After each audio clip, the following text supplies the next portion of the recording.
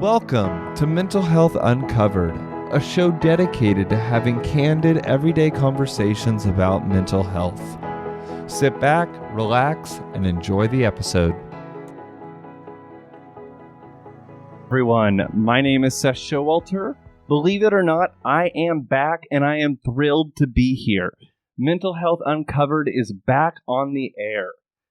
But before I start getting episodes back on the air, and as I start developing interviews and getting those scheduled, I want to take a second and I want to provide a little bit of an explanation, as my show has actually been on sabbatical for quite some time. And so let's do a little bit of what I would like to call housekeeping. This show has been through some seasons over the years. First started off with a PhD as my sidekick. Her name was Michelle Collins. She was absolutely incredible. We did several different episodes all the way, I think, for 2 years. I think we put out 67 episodes. And then she ended up stepping down from the show due to some personal life issues and things like that. And then I wanted to keep the show going, but I didn't know or have the confidence to do this on my own. So I started reaching out to some other mental health professionals and brought in some additional people, but the chemistry wasn't there. It just wasn't what I wanted the show to be. So eventually I shut it down. So as a result, this show has been through several different seasons. As the primary leader of Mental Health Uncovered, I take responsibility for the show not always being on the air. Honestly, the show was the best when I had Michelle Collins by my side. Ever since we parted ways in the podcasting world, I've struggled to get my feet back under me. It hasn't been easy, and it's come with failures. Having said that, behind every failure is a learned lesson. And I will be taking these lessons and applying them as I move forward. If you're a longtime listener, you will notice that some episodes have been removed from the podcast feed. This was intentional to give the show a clean start. All of the material, though, that has been done with Michelle Collins will remain up on the feed.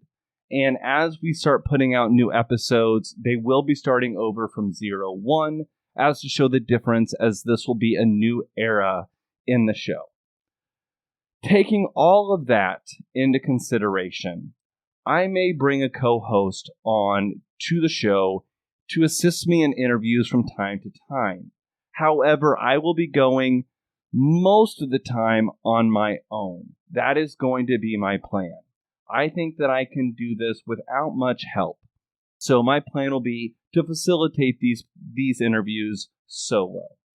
The goal will be to provide educational mental health content, as well as hearing from real people who are struggling and going through issues that they deal with every single day.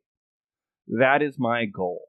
I want you to be able to hear from people who are going through their own battles, because I believe that it's in lived experience through other people that we can actually learn things that are going to help us in our own story and in our own struggles.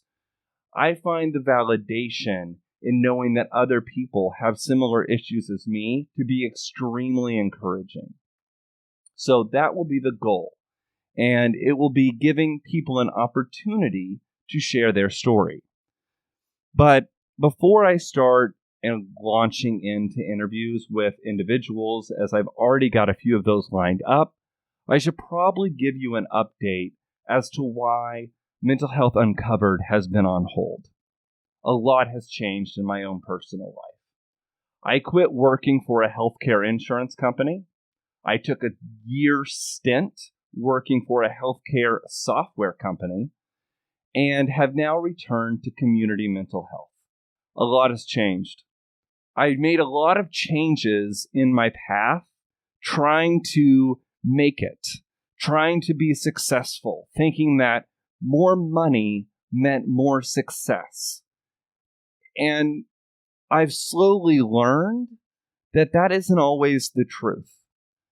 Success is what we define it as. It doesn't always mean more money.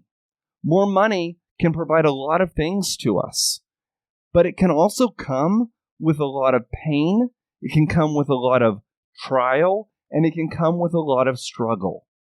And a lot of times, it isn't always worth it. Sometimes it is, but not always. That has been my journey. And after I've been through these jobs, I've discovered personally that helping other people is what really brings me hope. It's what really makes me happy, and it's what really helps me in my own struggles with myself.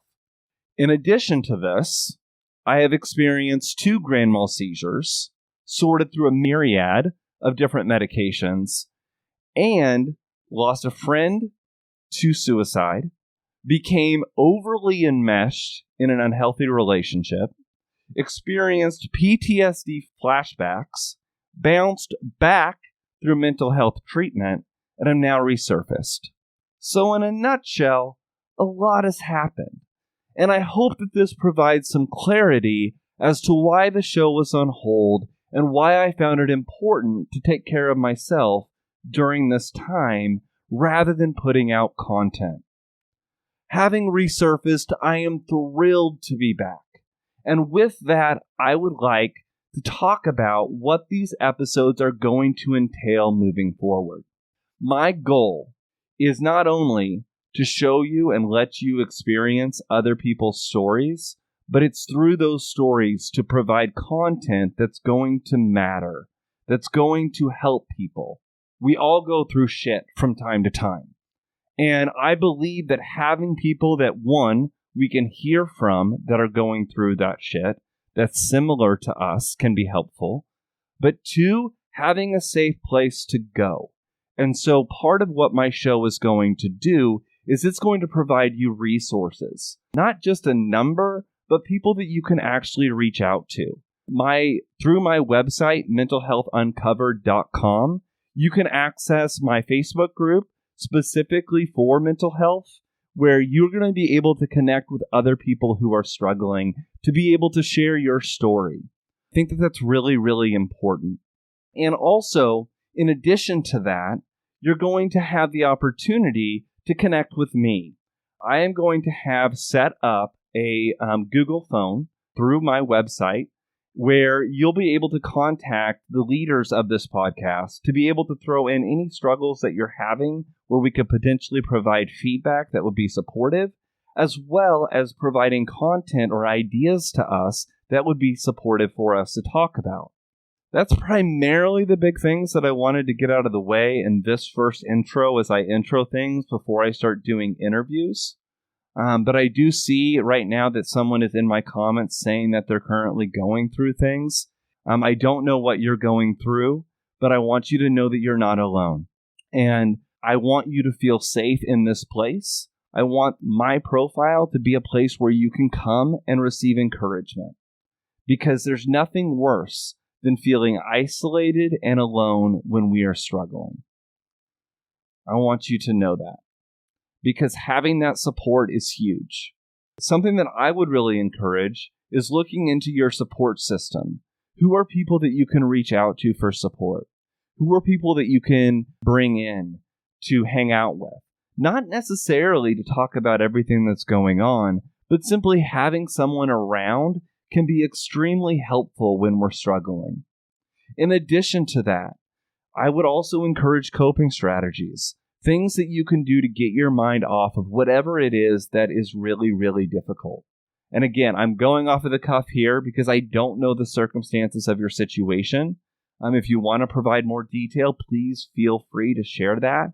But I'm not going to require that of you. So that's 100% up to you. But I want you to feel comfortable to do that. Having coping strategies as a good distraction can be beneficial. I've found for myself that when my anxiety is off the chain, that there's a few strategies that I personally use in my life. And those can include things like breathing exercises, which I know sounds like, really, Seth? Why are you breathing exercises? Seriously? Yeah. I actually mean it. What breathing exercises can do is can actually regulate your nervous system to bring that back into control so that you can actually regulate what's going on inside. And so breathing exercises, I like to use the box method, which is a 3-second breath in, 3-second breath hold, and a 3-second breath release. And you do that for several minutes. Typically, I encourage 2 to 3 to regulate your nervous system. In addition to that, if you're struggling with PTSD, things like your 5 senses can really help. So things like grounding exercises can help bring you into that current reality to shock you out of whatever memory that you found yourself in. That was one of the biggest struggles for me just recently when I lost my friend to suicide. It was actually extremely traumatic for me, and I started having serious flashbacks to where I would literally be having a normal work day, and all of a sudden I was having images of what I saw and what I went through. And actually what I found was simply going to the bathroom and splashing my face with water would help shock me out of that memory, out of that situation, so that I could be present. So learning that you can use those 5 senses to help bring yourself into regulation can be extremely beneficial.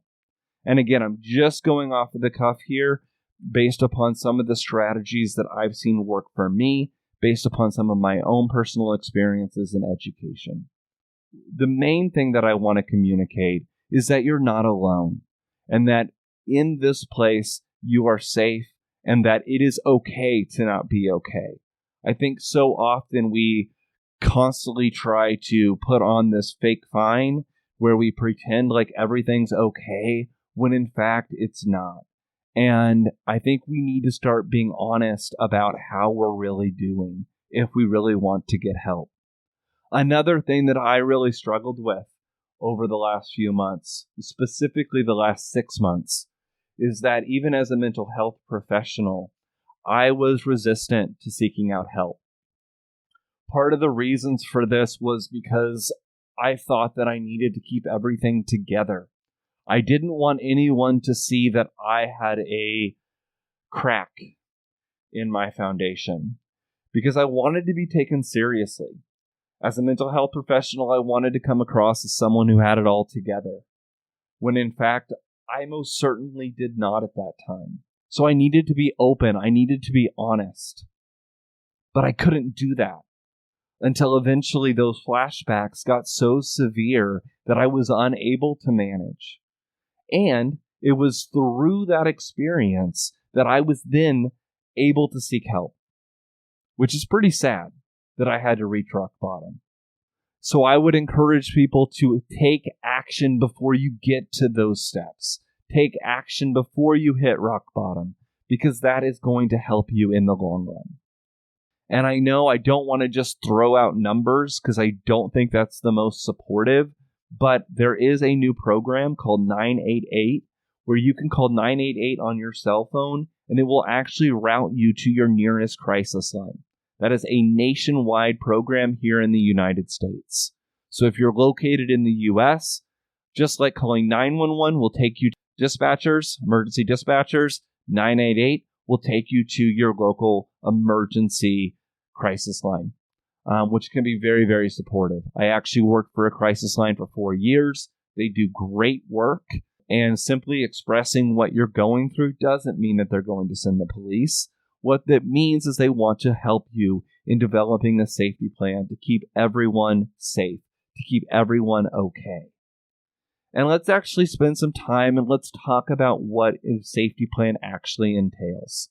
Because I think safety plans are crucial, not just for things like suicidal ideation, but even things like domestic violence or things that get us out of control in regards to anger or frustration or getting over-triggered or things like that. What I've often found is beneficial is the zero suicide model based upon the trauma-informed care model. And what it really looks at is what is currently impacting you that gets you escalated. What is it that triggers you into that episode? What is it that makes you feel at risk? Or what do you notice? So when you're feeling upset, or when you're feeling suicidal, or when you're feeling really down, what is going on internally? What are you personally experiencing within yourself? And what are you doing? So what are your thoughts, your behaviors, your mindset? Are you pacing? Are you calling people? Are you isolating? Are you spending time outside? What are you doing in that situation?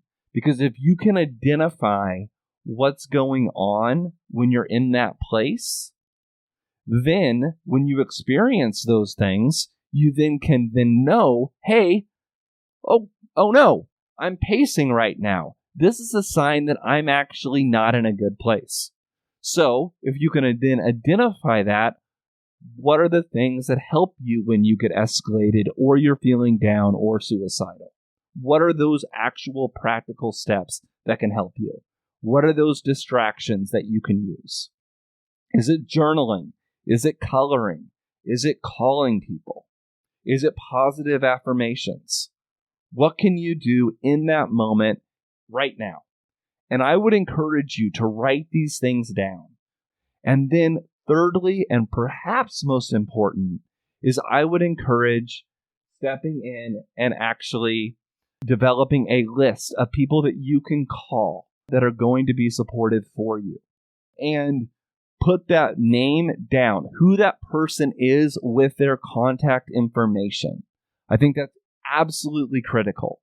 And once you develop that piece of paper with these 3 components, I would encourage you to take that and post that somewhere, like your mirror in your bathroom, so that every day you look at that, you know right where it is. So when you're upset or when you get triggered, you know right where to go, where you can be reminded of skills and tools that you can use when you're in that place.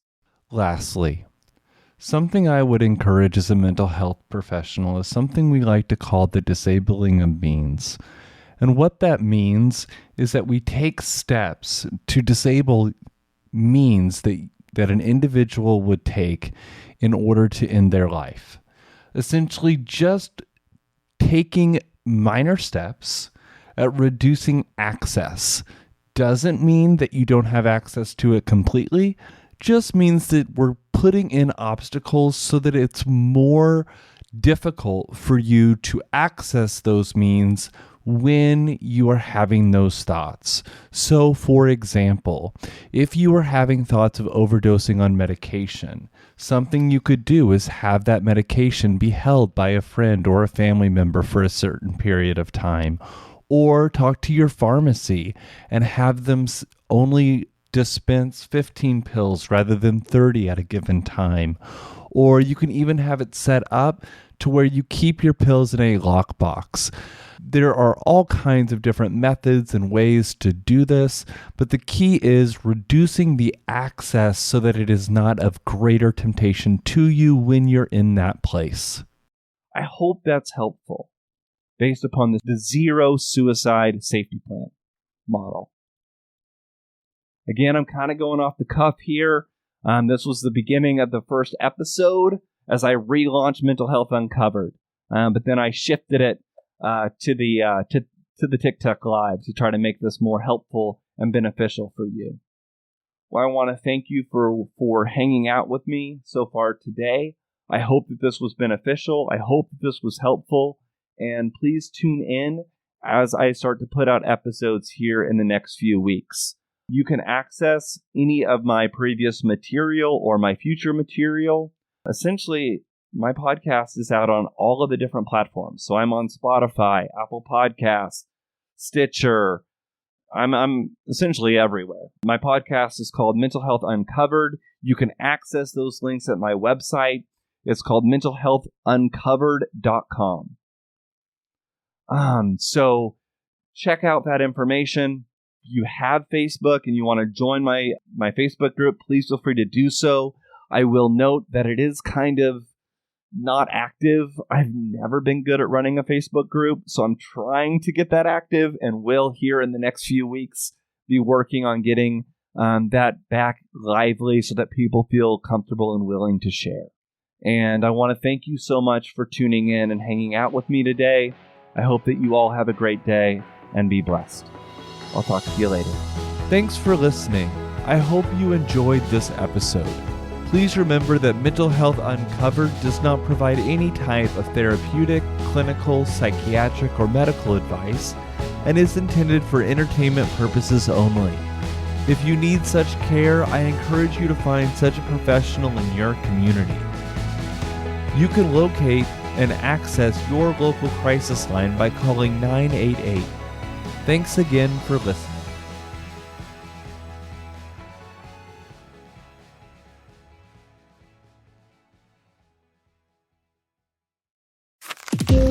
If you have student loans, you have things to remember and things you'd like to forget. Remember to apply for federal forgiveness. Then, if you still have student debt, just remember SoFi. Refinancing student loans with SoFi could save you thousands with a lower rate or help you get out of debt sooner. And fees? Forget about them. Also remember that SoFi is paying off up to $1 million in student debt with our Forget Your Student Debt sweepstakes. 10 winners will each have up to $100,000 of their student debt paid off. And it's all at SoFi.com/forgetmydebt.